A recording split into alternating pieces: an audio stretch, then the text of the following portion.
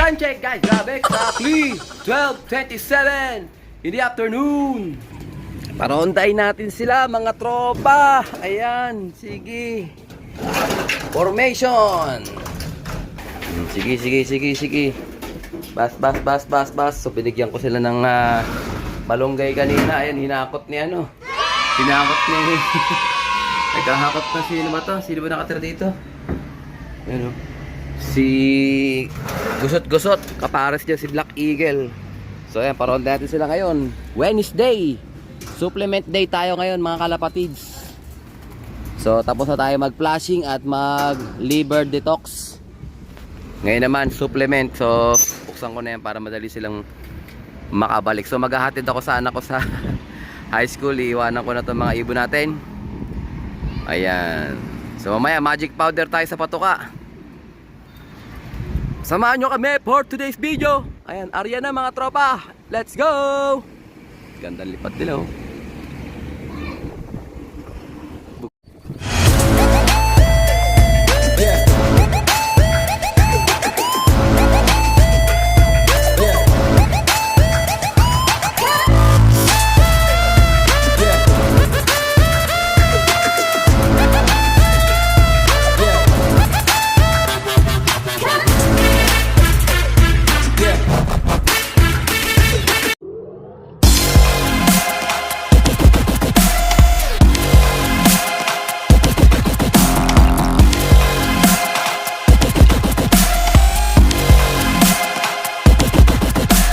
Shoutout natin si Brother Raymark Santillan. Umorder siya sa atin ng Basra Herbiotic. So ito ginamit niya para makarecover kagad yung ibon niya. So bigyan ko rin siya ng 3 raffle stub. Ayan o. Tsaka siyempre wala na tayo previous na clip ring. Ano kaya maganda ibigay ko kay Brother Raymark. So nandyan na yung Lalamove guys. Ito is via Lalamove. Madali lang tong orderin pagka malapit na. Taga-Imus lang yung tropa natin. So bigyan ko siya ng clip, com ring siguro. Ayan, commercial ring. Saan ba yung commercial ring? Ito na lang. Yung marami tayo. Bigyan ko siya ng DB. Ito brother, tanggapin mo. Marami akong stock ng DB eh. Ayan, dyan Lalamove. So sa MMF sinalaban yan. Good luck sa live mo brother. Sana makarecover siya. At yung ibang pang mga ibon. Let's go! So ito nga guys, yung ating naging progress. Tinapos ko na ang ating proyekto rito. So ito na lang kulang ko guys, bala ko rito. Lagyan ko na lang siya ng kahoy na inaalis-alis. Ayan, para at least hindi tayo masyadong mapuwersa dyan. Kasi pagka nilagyan ko ng parang ay nakalabas si Loco, nakalabas si Jansen. Pag nilagyan ko ng parang bisag-bisag yan, baka sumasabit-sabit. Kaya ala ko, temporary lang na kahoy yung ginasaksak. So ito na guys, yung ating progress. Ayan may pintuan na. Ayan, ipo-full weld ko na lang yung mga hinang dyan. At saka lalagyan ko ng lock. Ayan, sakto nagpapakain na rin si Arnold. So sarado na yan dyan guys. So dito sila makakalabas dyan. Sa baba, sarado na rin. Dito tapos na rin. So pipinturahan ko na lang din yan. Meron akong pintura ng primer sa taas. Kukunin ko na lang din yan. So tara guys. Kanina pinalabas ko yung mga ibong ko. Ewan ko pumasok na sila. At nagtimpla na rin tayo ng patuka nila. So itong patuka natin 80% pa rin to guys. Tapos ang halo nito yung ating magic powder. O yan. Pansinin nyo. Ayan o. Tingnan natin kung kakain sila nito. Ayan, nasa labas pa rin sila guys. Nakasabit pa yung aking pangbugaw.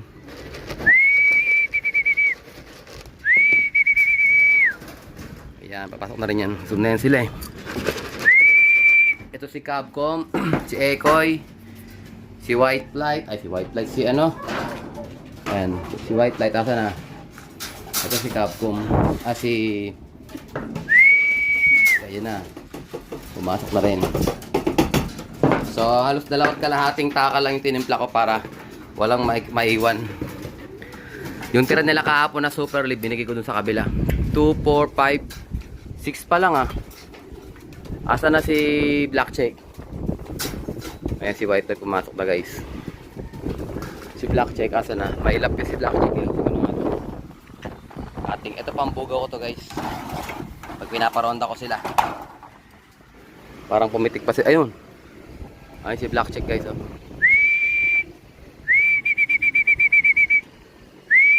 Pasok, pasok, pasok. Pasok, pasok, pasok, pasok. Yan, sige, banatan nyo yan. So, Wednesday ngayon guys, magsusubo tayo ng ano, Boost X5 sa kanila mamaya. Para at least Miyerkules, Huwebes tayo magbibigay ng Boost X5. Yan, siga talaga to si ano yo. Sino ba to? Si Gusot-Gusot. Pasaway naman, cut off naman nakaraan. Eto guys, si Capcom natin, pang number 5 na siya sa ranking. Eto namang si Black Eagle, pang 32nd sa ranking. Ayan, bumasok na rin si Black Checo. So yun na lang yung warriors natin guys. 4 na lang yung live dyan. Si Ekoy, live naman yan sa APRX. Ayun, ito yung binabanatan nyo. Tapos si Black Check live din sa CHPA. Medyo malayo nga lang. Ayan, so good luck sa atin mga kalapatids. Oo, naaway talaga siya. Oh, talagang loko. Kaya hindi makakain ng maayos si Abcom eh. Siga to si ano eh. Kukulong ko yan mamaya. Para pag umakit naman siya, nakakain naman yung ano. Nakakain naman yung mga tropa. Pero brusco talaga eh. Brusco Bulawin talaga yan eh. Shoutout Idol Lentoy. Leading ngayon sa CHPA Youngbird. Good luck sa atin, brother. Ayan, bloodline mo yan. Brusco Bulawin yan. Yung si Gusot-Gusot kaso butas na. Okay guys, mamaya ulit. So yun nga guys, anong pansinin nyo, malinis na dito, kaukuwi lang ng mga tropa natin. Ito, ang dami. Sa flower, ire-repack pa namin to. So dalawang klase na guys yung ating ano, no? Ito naman sorghum. So yung dalawang klase nating mais, ito. Meron tayong stock na maliliit. Ito, available lang to guys sa ano sa Shopee ko, Shopee. Sa Lazada ko pa lang siya na ipopost. So ang pagkakaiba nito guys, pansinin nyo. Ayan o. Ito, medyo may kalakihan yung butil niya. At saka kulay dilaw na dilaw siya. Unlike ito, may maintindihan, may pagka brown na pula. At may mga yellow din. Pero mas maliliit na klase siya. So, hindi ko alam kung anong kung ano bang mais to, kung imported ba to. Ito. Basta ito guys is available sa ating Lazada store. Sa Shopee wala pa. Kasi dinedecline. Ayaw tanggapin. Pero, ayan. Orderin nyo sa Lazada guys. Meron pa tayong ilang kilo. So, kung naghahanap kayo ng medyo mas maliliit na butil, ayan. Tapos ito naman, kung naghahanap kayo ng mas medyo malalaki, ito, available din. Ayan.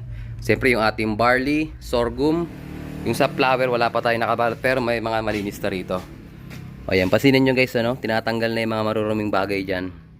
Para diretso na pagdating sa inyo is, ibabanto nyo na lang sa mga ibon nyo. Ayan, available din. Sticky mix.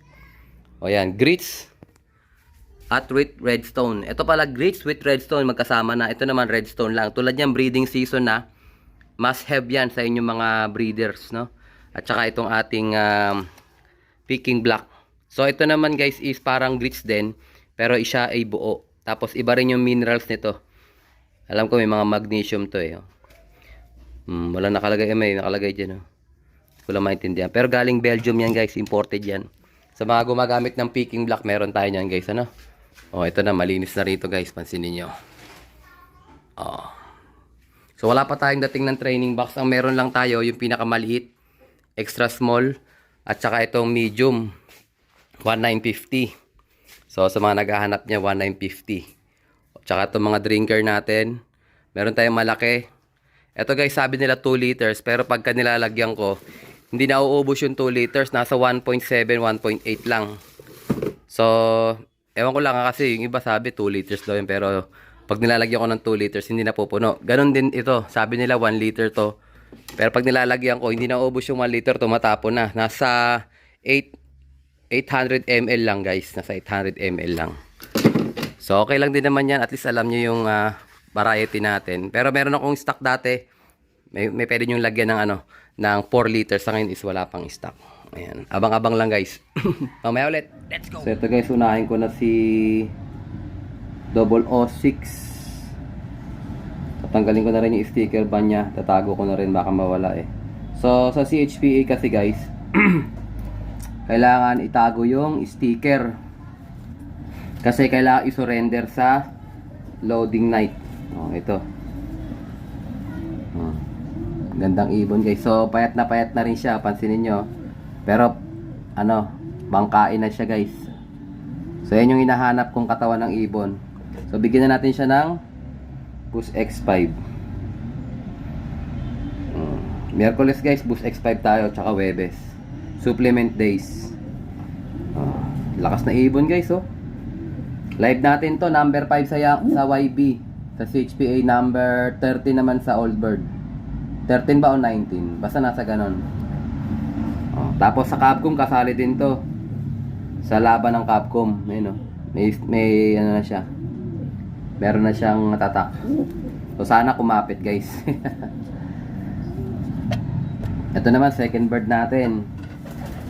Si Jana Arden, white light. Bangkain na rin siya. Cut off siya na nakaraan. See you tomorrow siya. See you tomorrow siya na nakaraan. So magaan na rin yung ibon na to. Ideal body weight. So malamang napalayo lang sila kaya sila na late. Pero ganun pa rin sistema natin.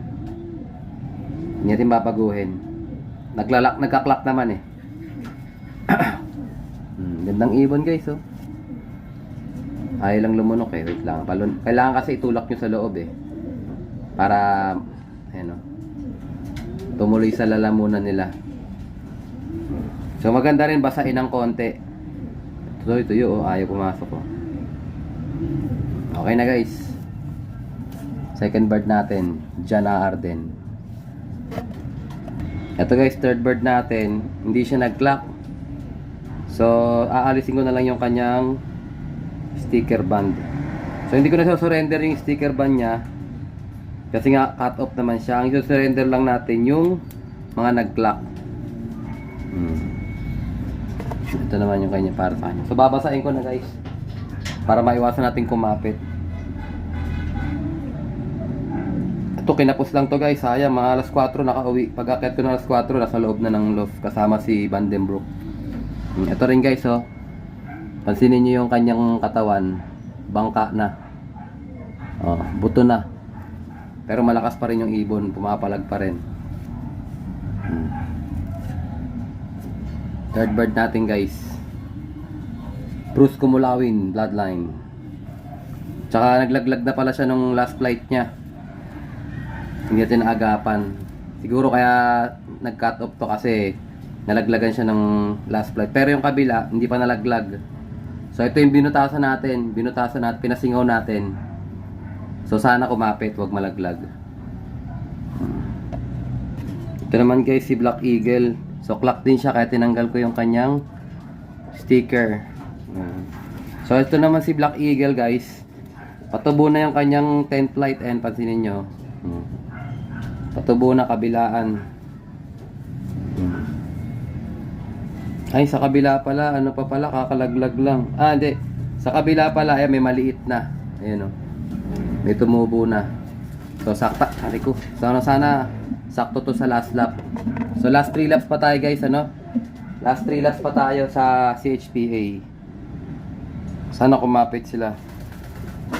Ma-maintain nila yung kanilang pag-uwi na nasa oras. Ayan si Black Eagle, guys.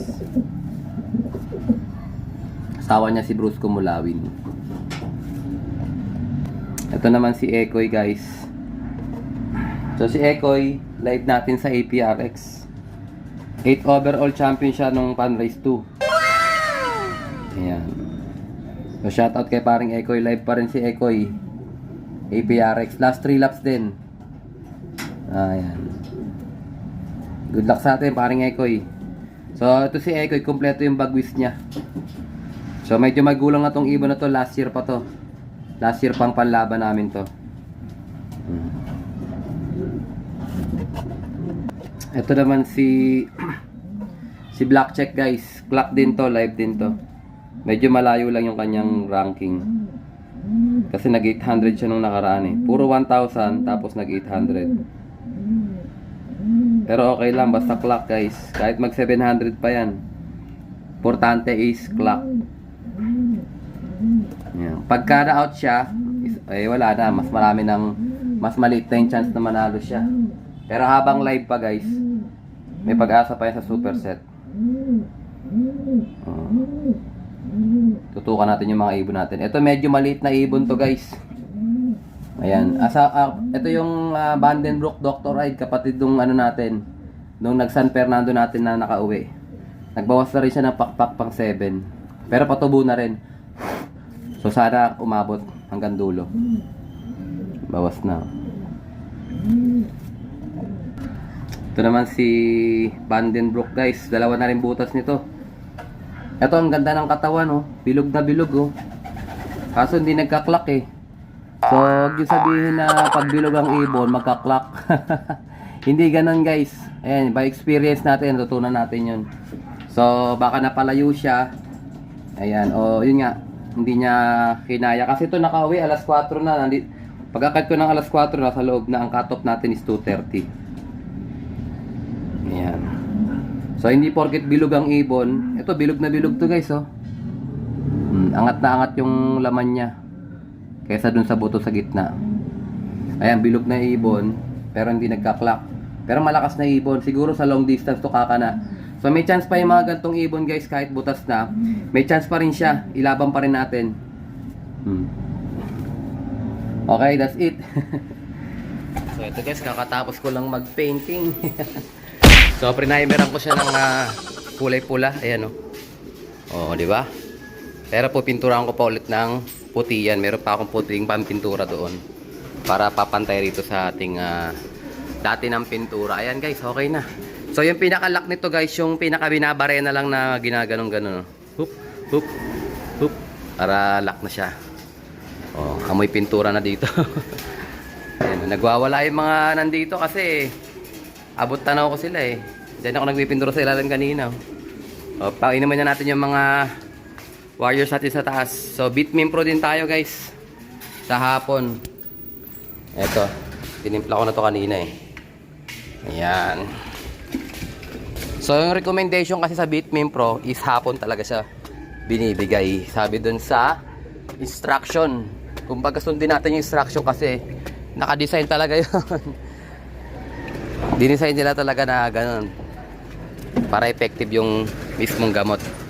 So ito na sila guys, sino natin. Ayan oh, excited na silang uminom guys oh. Relax dude. So hindi na talaga nakauwi si ano guys. Miyerkules na ngayon eh. Si De Bruxelles. So wala na. Kahit na umuwi siya bukas, ano mangyayari sa kanya? Stop na siya. Kasi mahirap na siya may recover ng 2 araw. Webes at saka Biyernes na lang. So kung Tuesday, Wednesday, bakit pwede pa eh. Pero dahil kung wala pa hanggang Miyerkules, wala na, mahirap na. Kung umuwi man siya, tingnan natin kung mailaban pa natin siya sa susunod na mga karera. Ayan oh, si Black Eagle uminom na oh. Bundat na bundat oh.